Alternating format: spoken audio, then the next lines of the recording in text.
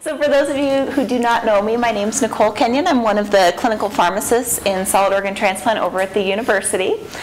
So I work with multiple other pharmacists in the transplant department, taking care of all of our post-transplant patients. We see a lot of our patients in the pre-transplant phase. We see some of our LVAD patients as well. So if you haven't seen me already, you probably will in the near future sometime. Today we're going to talk about transplant medications, which medications you can expect after a solid organ transplant, whether it's a kidney, whether it's a liver, a heart, or a lung. Feel free to ask me questions at the end, or if there's something that you're just burning to ask, you can stop me in the middle as well, and I'll be happy to answer any of those questions.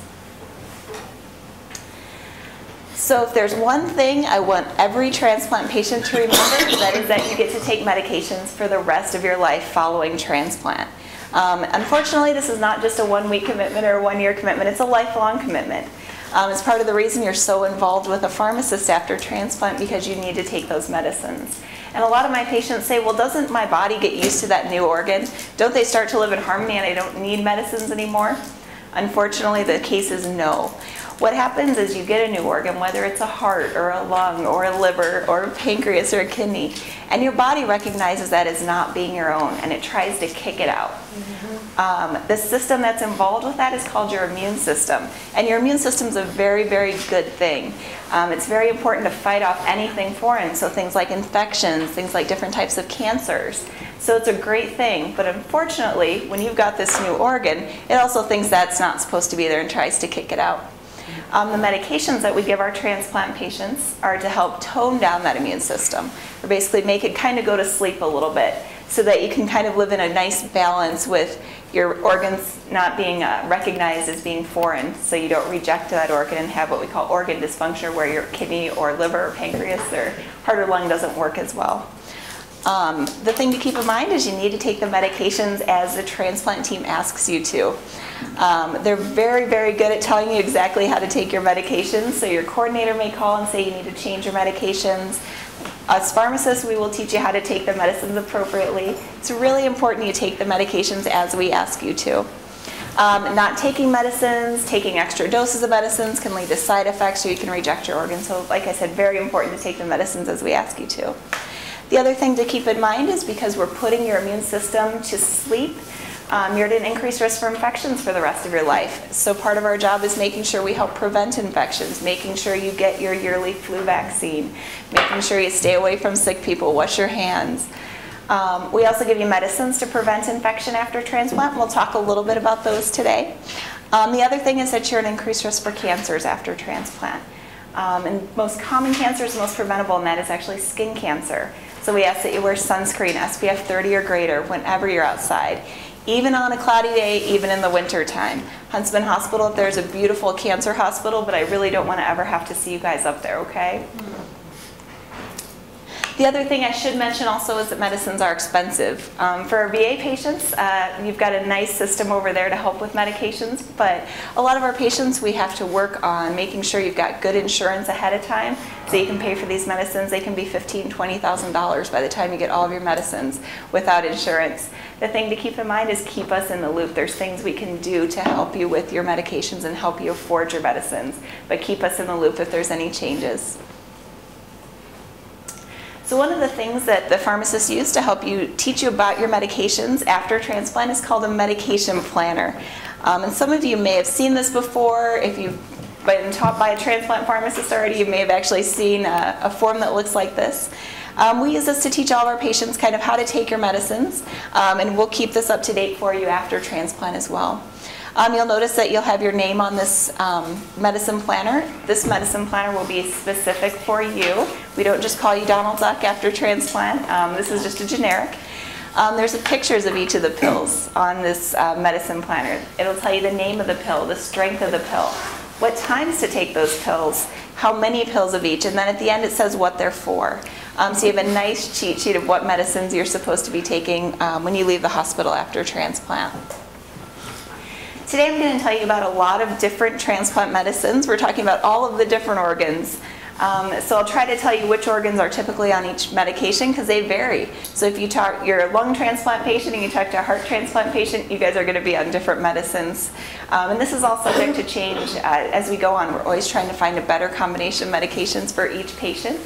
But we'll give you an overview of each of the medicines today. One of our most common medications to prevent rejection is called Prograf or tacrolimus. This is one of our best medications to prevent rejection right now. It's very similar to the next medicine we're going to talk about, named cyclosporine. This is a medicine we use in combination with medications like Celcept, azathioprine, Myfortic, prednisone.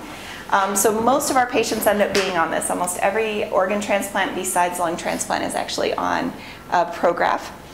It comes in 3 different strengths. You can see on the bottom there's a yellow, a white, and a pink different color pill. Those are each different strengths of the medicine.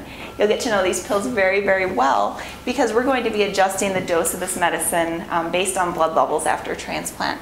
So many of our patients need to get labs on a regular basis after their transplant. One of the reasons that we monitor levels of this medicine is to minimize side effects. There's lots of side effects with this medicine. And so we want to make sure we're not giving you too much of this medicine and causing extra side effects if we don't need to. So side effects, some people notice they get a tremor or a shakiness in their hands.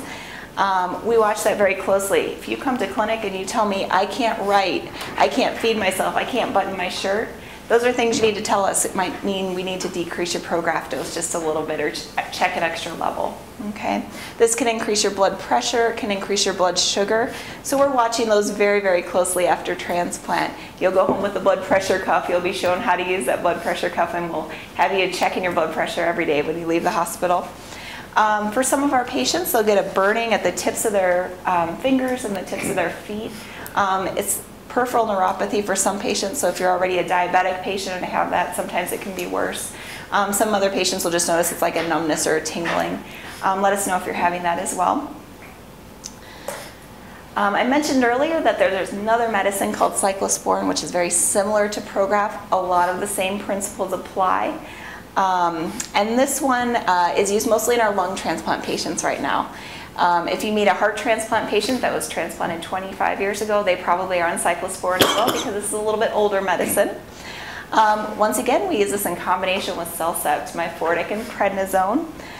There's multiple different manufacturers of this one. I can't tell you exactly what color each of those pills are going to be, but typically our patients are on Gengraf, and that's the one here on the right, the creamish colored pill with the blue stripes and writing on it.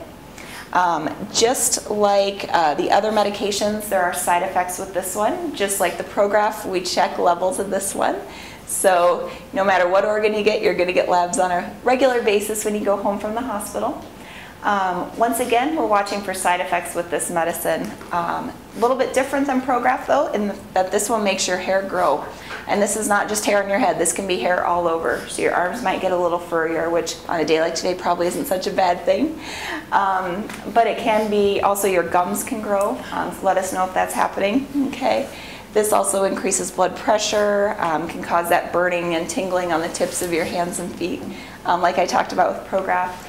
Both Prograf and cyclosporine can also upset your stomach, so we watch that very closely. A lot of our patients end up taking this medication with food. One other thing with both the cyclosporine and the Prograf is that we watch for your kidney function with this. We know that too much of this medicine can actually hurt your kidneys long term, so it is really important that you take the medicine as we ask you to. Did you have a question? About on the previous slide, yeah. That there's different manufacturers and they're not interchangeable? That's correct. So there are 2 different formulations of cyclosporine. So the question is not all manufacturers are the same for cyclosporine. There's different formulations and they affect absorption, so how well your body absorbs the medicine. We use one right now called Gengraf, so we'll always write the prescriptions for Gengraf to make sure your family member stays right on the same one all the time. Do you need to do anything as far as like the pharmaceutical company and making sure that they're aware that you need to be on a certain Gengraf, or is that all handled?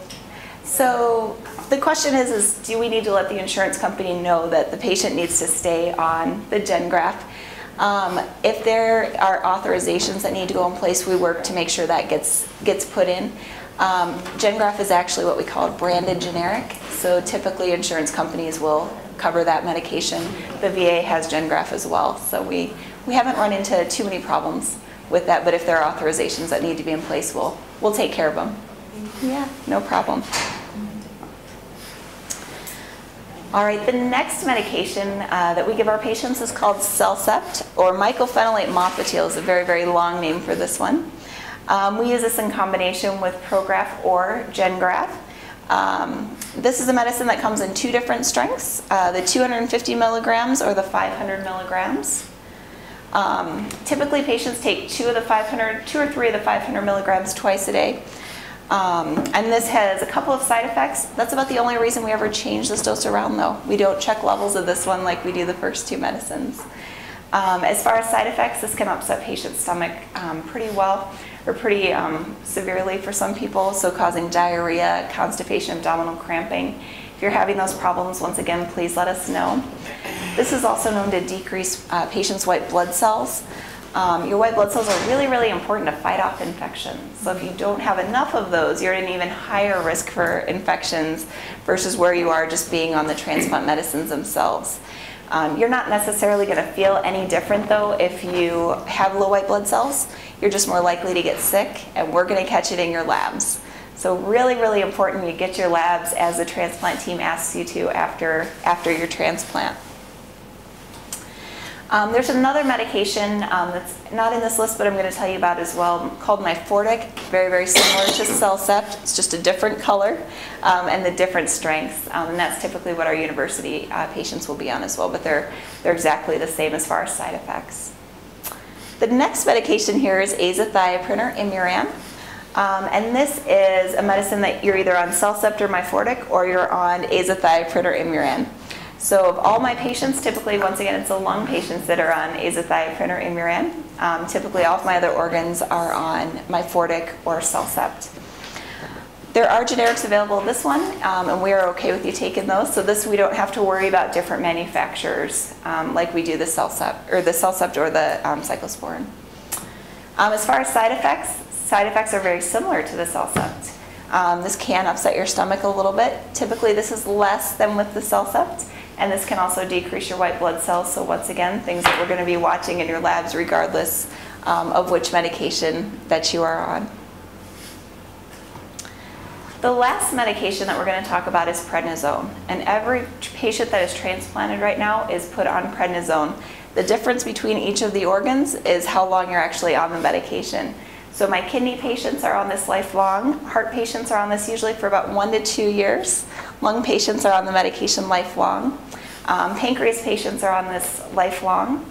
And our liver patients are typically on this for about 3 months. So once again, it just varies with the organ that you receive. We use this in combination with all of your other medications, so either the Prograf or Cyclosporine or Gengraph or Cellcept or Imuran, regardless of organ. There are lots of side effects with this medicine. It's called a steroid. So some people have been on these medicines before, they've heard about them or had the side effects before. The thing to keep in mind is we give you lots of this medicine, especially in the operating room, and then we decrease your dose pretty quickly thereafter. So if you can bear with us those first couple of days, first couple of weeks, first couple of months, the side effects go down as the dose goes down as well, okay? As far as side effects, as promised, there are lots of side effects with this medication. I'm sure some of you can tell me about which ones you've already had. So some big concerns that I get for patients that are on prednisone is that they're going to gain weight. The medicine itself can make you retain fluid, so some people feel puffy after they get this medicine.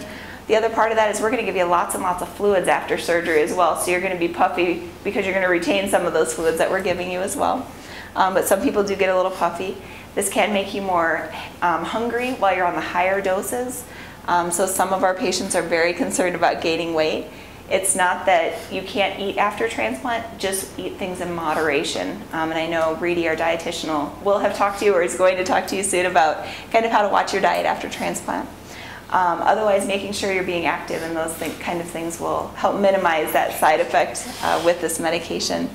I will tell you most of our patients are on about 5 milligrams of prednisone if they're on the medicine long term. in our kidney patients, we don't see a difference in weight gain between the patients that are on 5 milligrams versus no prednisone long term. So the key is once you can get down to that lower dose, typically you won't see that side effect. This medication can also cause emotional changes, and that's typically with the higher dose. So those first couple of days after transplant, this is especially important for the caregivers to know. If your family member seems to not quite be themselves, maybe they're a little bit more tearful, or they're a little bit more angry or than you're expecting or than they usually are, it's probably that the steroids are making things a little bit more difficult to deal with.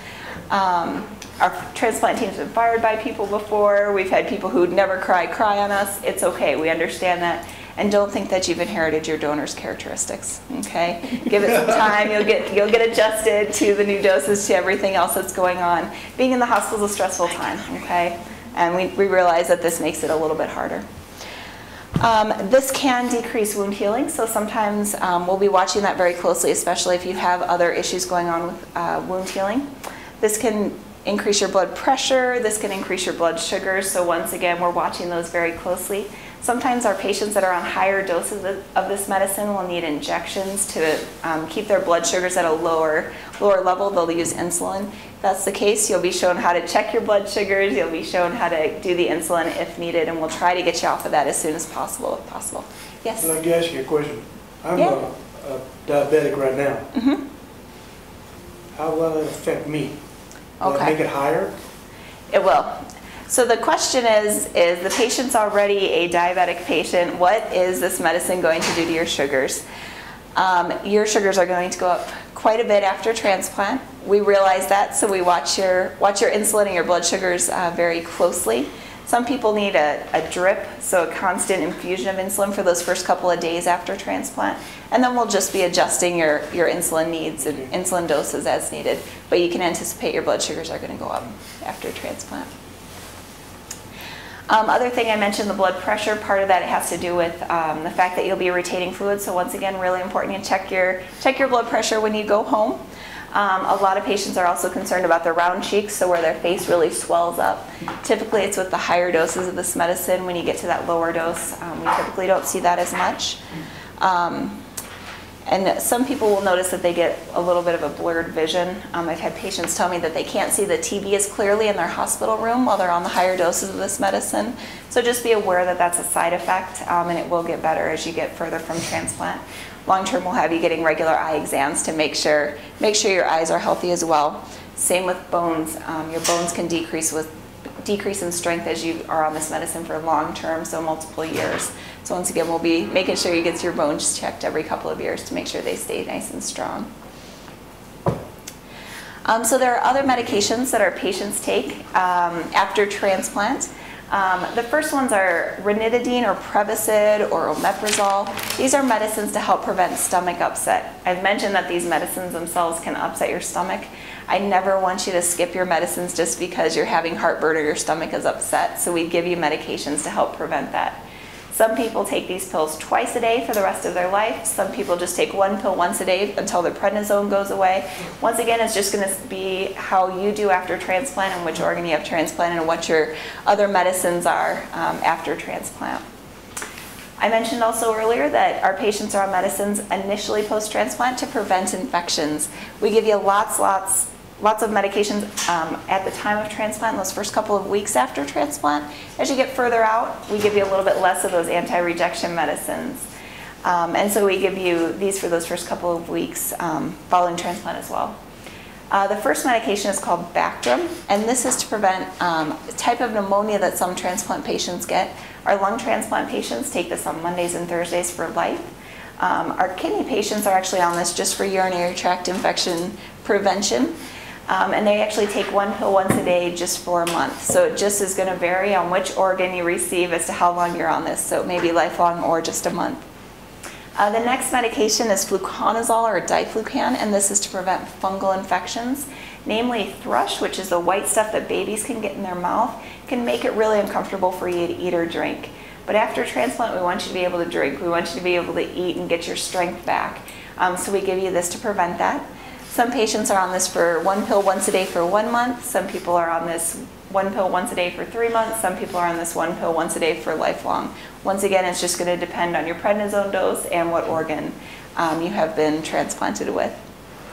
The last medication is Valcide or valganciclovir, and this is an antivirus medicine. There's a virus called CMV or cytomegalovirus. It's a scary sounding virus, but 60 to 80% of the population has actually been exposed to this virus. You get flu-like symptoms and you never know you've had it. But what happens is that virus stays in your body and it stays inactive because you've got this very strong immune system to keep it at bay. When we give you all these anti-rejection medicines, they suppress your immune system, so your body's protection against that virus is down, and that virus can reactivate it. It can make you pretty sick. So we give you this medication to prevent that. Some people take one pill once a day, some people take 2 pills once a day, some people take 2 pills twice a day for a little while. Once again, it's just going to vary with what organ you have transplanted. Typically, patients are on this for about 1 month to 6 months. It's just going to depend, once again, on if you've been exposed, if your donor's been exposed, and what organ you've received as a transplant. As far as all these medicines and their side effects, typically they're very well tolerated. The biggest complaint that I get with these are that the Valcide is very, very expensive. It's $1,000 to $2,000 a month cash price if you have no insurance. So usually my patients tell me this one should be made out of gold for as much money as it costs. But we work with your insurance ahead of time to make sure that this is something that is going to be covered by your insurance at the time of transplant. There will be other medications that you'll be on after transplant. So we realize that you've had surgery, but we never want you to have to sit in bed in pain. We will give you pain medications. We'll send you home with pain medicines so you can be up and moving and get feeling better. The pain medicines can cause constipation, so we give you stool softeners as needed. Once again, once your pain has subsided, and if you don't need the stool softeners, you don't need to take these. Some people need multivitamins, some people need iron supplements, some people need blood pressure medicines, cholesterol medicines, blood sugar medications. There may be medicines you're already on in the pre-transplant phase that you're going to need after transplant. We'll work with the team to make sure that you get all the correct medications. And that medicine list that I showed you at the beginning of this talk, we'll put all of those on that medicine list so you know exactly what you need to take when you leave the hospital after transplant. Any questions on any of those so far? Okay. Yes? When they take it, they're typically taking it, like 9 in the morning, 9 at night, I'm assuming. Is it better to take it with food? That's an excellent question. So the question is when patients are taking their medicines, typically we give them at 9 in the morning and 9 at night. Should you take those medicines with or without food? The key with all the medicines is to make sure that you take them consistently with or without food.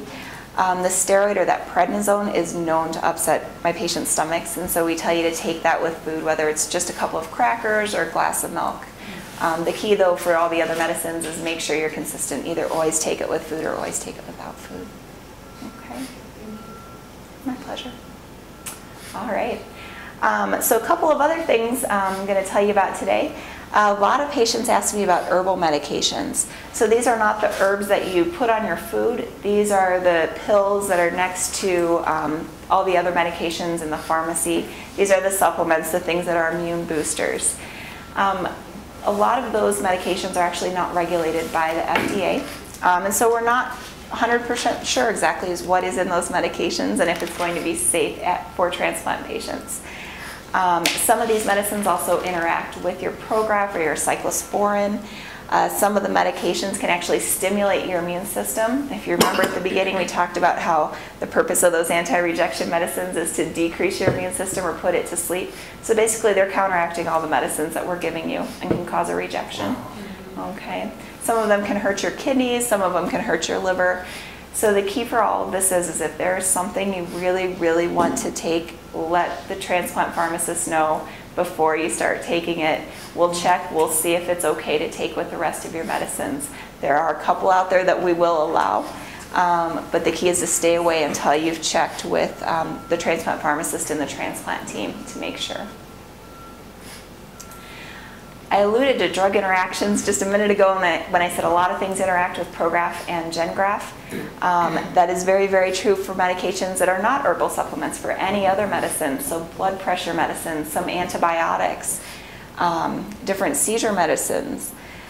Your job is not to remember what all those interactions are. That's why you have your pharmacist, okay? Your job is to call the transplant center before you start any of these medications. If you go to a doctor other than the transplant doctors, call your coordinator and say, hey, Dr. So-and-so would like to start me on this medicine. Is that okay? They'll check with us or they'll be able to tell you for sure. Let's say you're in your doctor's office and they're not sure if they can give you a certain antibiotic. You know, if it's during working hours, we're more than happy to give them a recommendation of what may be a safer medication or tell them that that medication is okay if there are any questions. One other thing that we tell all of our patients is that grapefruit and pomegranate also interact with the medications themselves. So we ask that you stay away from the fruits and the juices after transplant. I have some patients in the pre-transplant phase that try to get it out of their system and have lots and lots of grapefruit juice because they know they can't have it after transplant.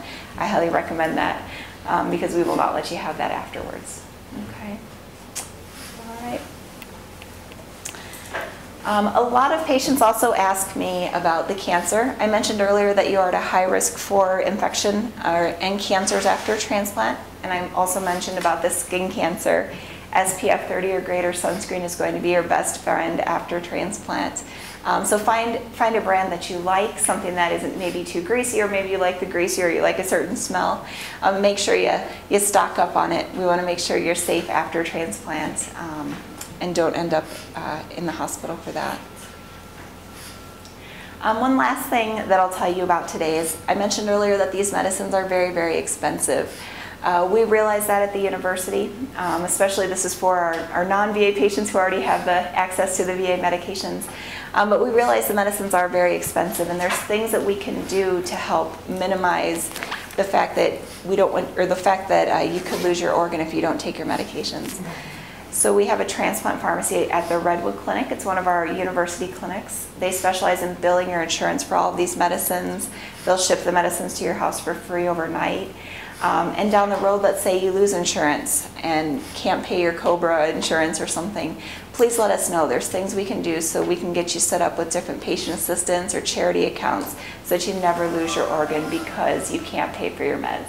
The key with that is let us know sooner than later. It's a lot easier for me to help you on a Monday morning versus a Friday afternoon at 4:30 when you call me and say, I have no insurance, no pills, and no money. Can you please help me?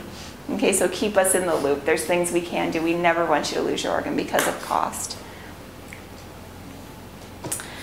All right, so I've given you a lot of information today about all of the medications following transplant. The take-home message for all of this is you're on medications the rest of your life. Okay, making sure you get the lab draws as the team asks you to after transplant is going to be very, very important for monitoring for side effects and making sure that you don't reject your organ that you receive. The medicines put you at risk for infections and cancers, and too little of the medicine, you're at risk for rejection. And please keep us at the loop if you do have any questions about your medications. And with that, I'll take any questions from the group. Yes? Tacrolimus. Yes? Tremor, burning feet, cramps.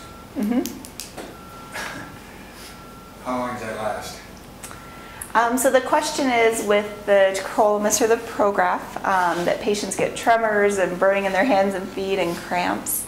It varies with each patient. I will tell you in the first couple of months and weeks post-transplant, we give much, much more of that Prograf or tacrolimus. And as patients get further from transplant, you know, the 3, 6, 9 months post-transplant, usually as that level goes down, those side effects get a little bit better. But those first couple of weeks, you can definitely notice it, and I do have some patients that have it long term. If it's so severe that it's impacting your quality of life, we have other options that we can switch you to a different medication if it's hindering, like I said, your quality of life. Yeah, because you know I have a hard time writing. My wife has to fill out an application or something, or even pour me my swishy, you know. And then when I exercise, my feet start burning and start to cramp. Okay. So it limits me from doing what I need to do in physical therapy. Right, right. Yes, so the question was, you know, it's already impacting the patient's quality of life because of riding and the burning on the hands and feet when he's doing PT. If you're still able to participate, we want you to participate in physical therapy. Otherwise, definitely discuss it with your doctor if it's getting to the point where it's too cumbersome for you. Okay. Yes? I've been to this meeting before, and there was mention of flaxseed. Is that still no? That one is still a no. So the question is at a previous meeting, flaxseed was told to be a no, and that is still a no. We ask that you not take the oils and pills. Yep, try to stay away from it. So no omega-3, I'm assuming. So some patients are actually on fish oil or omega-3. The question was no omega-3. Some patients are actually on that for their cholesterol. We just want to make sure we've got a what we call clean product with none of the extra additives that might interact with the Prograf or cyclosporine. Yeah. I have a couple of questions. I'm not hogging for time.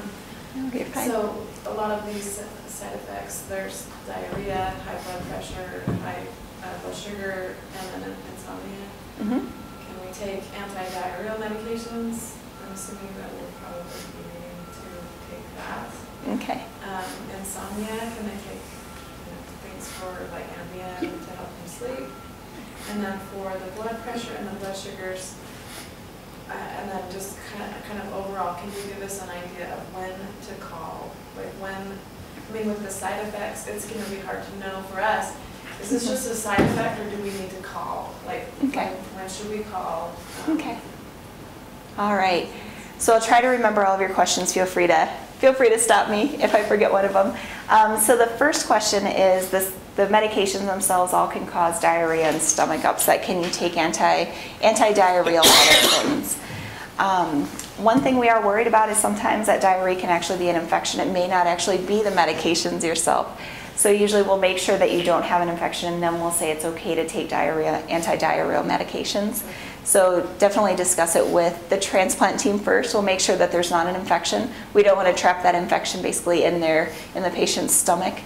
But then afterwards, if needed, we'll either decrease the dose of the medicine if that's what's causing the issue, or else we'll give anti-diarrheals. The next question was, the medicines also cause insomnia. Some of these medications, it's just the higher doses that do that. So it's not uncommon for my patients to need some kind of sleeping pill, whether it's Ambien, whether it's all the different ones that we have out there. We try to give as many of the medications in the morning versus the evening to help minimize the chance of that. But it's something we'll work with as a team to minimize that. And then the last question was blood pressure and when to call us, I believe. Blood pressure and blood sugar, just kind of overall, like what, when do we call if we're concerned? Because we're supposed to be tracking that daily.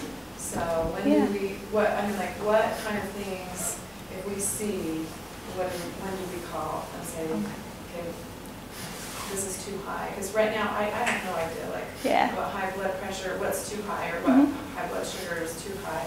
Yeah. So one of the things when the family member goes home, or whoever the recipient is, the caregivers will all be involved in the teaching. So the coordinator will actually sit down with you and give you a new owner's manual, basically, for your husband's new lungs. And it'll be right in there. Typically, our goal blood pressure is less than 130/80. But if you're 140s, it's not a reason to call us. And the coordinator will give you the exact numbers of, here's where we want you to be, please call us if it goes higher than this. And the same for the blood sugars. Ideally, we'd like the patient less than 120, but we realize that's not very common. 400s, 500s, then we definitely want you calling us. But the coordinator, once again, is going to be the one who's going to say, here's when you call me, here's when you don't call me. And then always bring that blood pressure log, always bring that blood sugar log to clinic with you. We can adjust medicines then, so hopefully you never have to call us on a too regular basis just with those going on. Does that answer your question? Okay. Yeah, no problem. Yeah, one more question. Yes. Okay, when I leave out here after my heart transplant, will they set me up with a doctor at where I live to take blood pressures and such like that, all that kind of stuff? Okay. Yep. Yeah. So you'll have Yeah, you'll have the things. The question is, will you get set up with a doctor closer to where you live for blood draws and blood pressure and all that? And the answer is yes. We're not going to make you drive up here every day for labs or anything like that. Yeah, well, I live in Arizona. It's kind of... Yeah, so that's a very long commute. Very long commute for your labs. So we'll set you up with, or your coordinator actually will set you up with a lab that is near your house. The key is to keep the coordinator in the loop as to where you're getting your labs drawn so they know where to get them. And then as you're released back home, the doctors here will work with your doctors closer to home, and I know the social workers will help get you set up, so we'll work with you. Okay, I just curious. Thank you.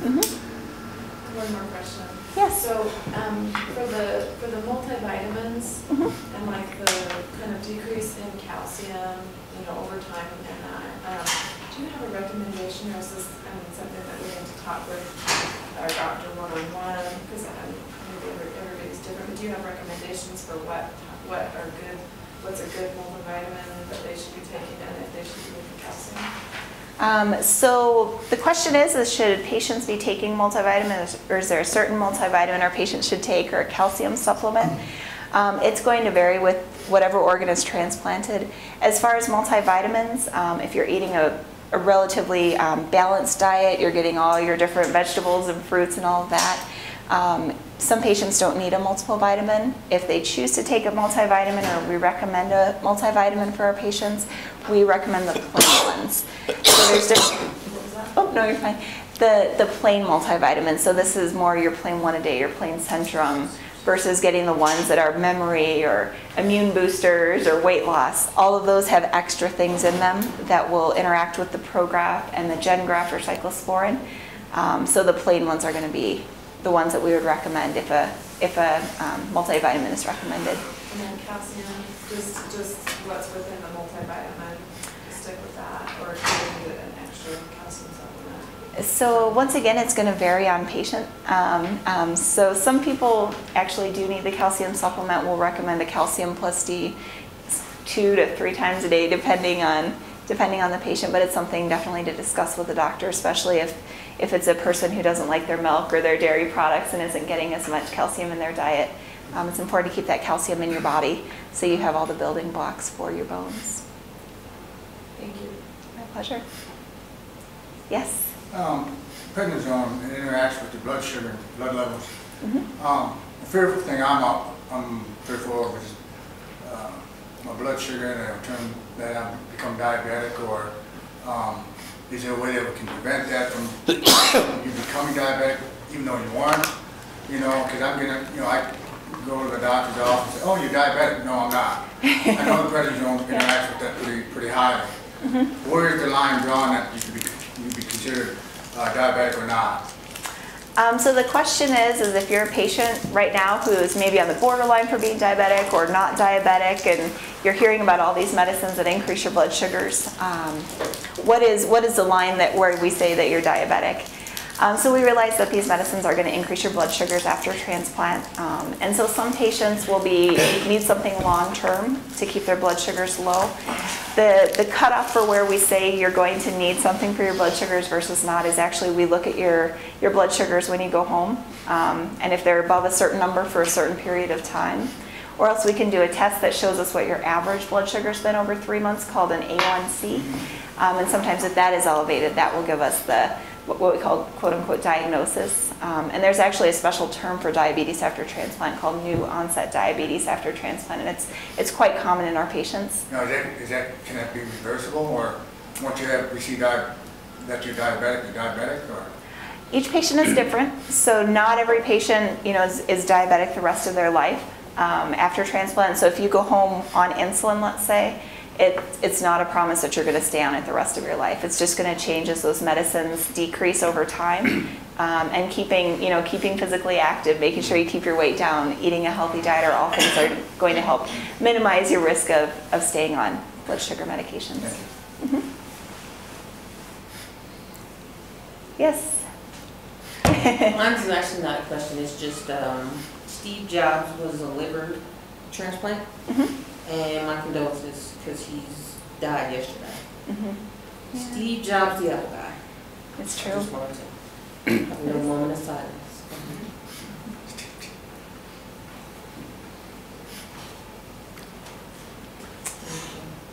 Yes? The medications are sensitive to heat. You want to talk about that? I can talk about that. So the question is, what about heat, especially here in Utah where it's plenty warm? The key is to keep your medications at room temperature or cooler. So don't leave them in your hot car, especially in the summertime. If that happens, you need to get new medicines. There's some medications that actually just break down, like insulin. If you keep it in the heat too long, it'll break down, it won't work. So keep them at room temperature. Don't put them in your bathroom where it's all steamy and hot or right next to your dryer. You want to keep them maybe in the kitchen on top of a refrigerator where they're not going to be by the stove. Making sure you just keep them at a room temperature is very, very important. And if they are exposed to extreme heat, get new medications. What about you as a person with the heat? Are some of the medicines you shouldn't be as exposed to heat? I know you said something about the SPF, but what if you don't use it? SPF. Okay, so the question is what about being exposed to heat as a person? So even if you're a person right now who doesn't want to wear sunscreen or doesn't need to wear sunscreen after transplant, we still recommend it. Everyone is still at risk for skin cancer. It's growing in numbers of patients who actually have skin cancer right now, so you need to do everything you can to prevent that. So even I tell my patients, even in the winter time, even on a cloudy day, still make sure you're protecting yourself from those sun's rays with that SPF 30 or greater. Yeah, thank you. My pleasure. Any other questions at all?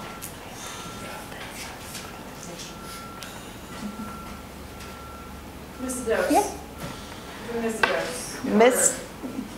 Yes, so the question is a missed dose, and what do you do about it? A lot of patients say, well, how long do I have from the time my dose is due until it's way too late to take? You have about a 15-minute window. If your dose is due at 9 o'clock, ideally we want you to get it 15 minutes before, 15 minutes after within that.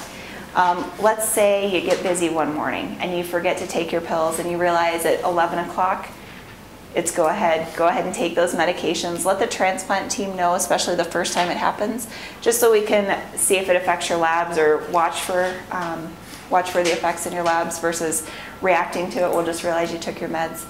The best thing I can say is to be proactive about not skipping your medications. We do realize that everyone's human. It might happen every once in a while, but we want it to happen as few times as possible. If you remember your 9 a.m. dose at 4 p.m., call your coordinator. Sometimes we'll say take certain ones and don't take other ones, or we'll say take your other doses at a different time. Keep the coordinator in the loop. But be proactive about preventing that from happening. I have some patients that have set their cell phones to go off every 12 hours to remind them to take their medicines at a certain time. I have some patients that have a certain ritual at 9 a.m. and 9 p.m. to help them remember their medications. But the key is to keep us in the loop. If you forget your dose and it's 5 p.m. and it was due at 9 a.m., give us a call. We'll let you know what to do. Okay. Yes. Can you talk to them about travel? What they do with their meds when they're traveling? We can talk about plane or whatever. All right. So the question is what to do with your medicines when you're traveling, whether it's on a plane or you're going on, let's say, a cruise or traveling internationally. A lot of insurance companies will let you get enough medicine to take actually with you on your trip ahead of time. It's called a vacation override. We'd rather you fill your medicines here before you leave versus going out and making sure you have to go find some other pharmacy that carries those medications.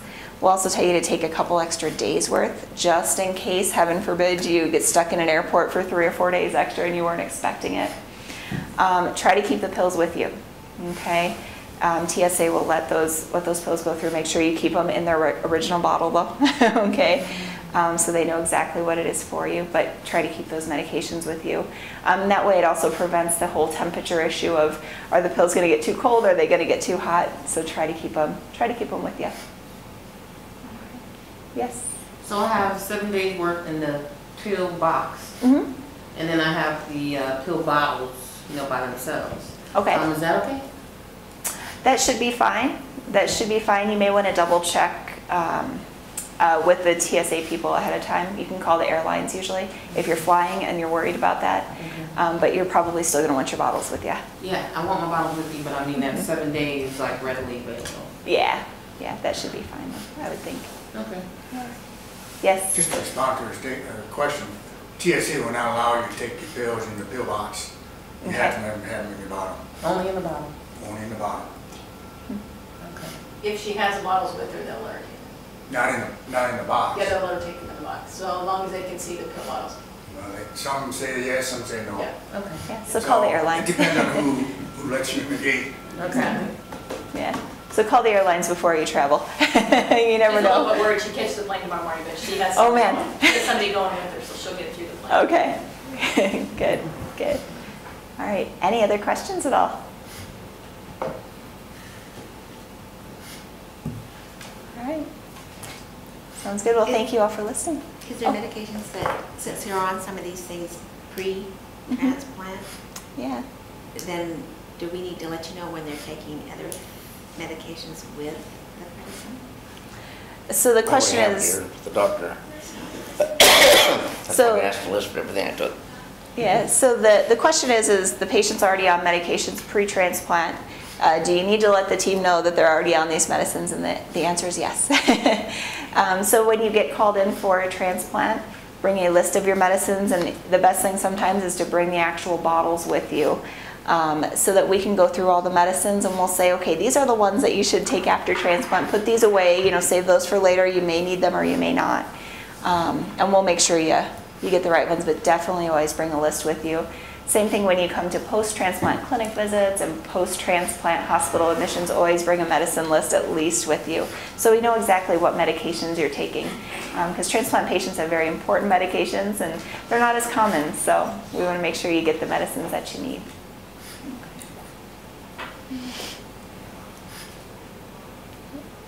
Any other questions at all?